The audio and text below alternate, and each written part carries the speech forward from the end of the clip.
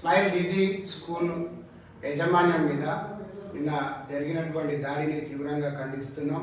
విద్యార్థి సంఘం నాయకులుగా చెప్పుకున్నటువంటి కొందరు వ్యక్తులు నిన్న రావడము, ఆ స్కూల్ మీద దాడి చేయడము, అందులో ఉన్నటువంటి ప్రిన్సిపాల్ ఎం శ్రీనివాస్ వర్మ గారిని పై దాడి చేయడం తీవ్రంగా ఖండిస్తున్నాం.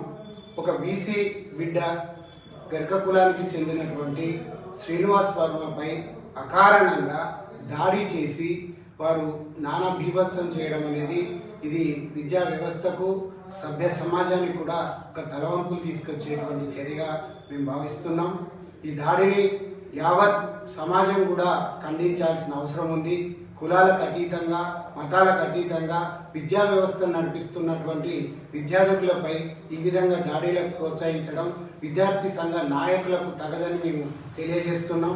ఈ యొక్క ఘటనను తీవ్రంగా పరిగణించి పోలీస్ శాఖ తగు విచారణ చేపట్టి కఠిన చర్యలు తీసుకొని భవిష్యత్తులో కూడా విద్యార్థి సంఘాల పేరుతో కానీ ఇతరత్ర వ్యవస్థతో కానీ జరిగేటువంటి దాడులను నియంత్రించాలని కోరుకుంటున్నాం.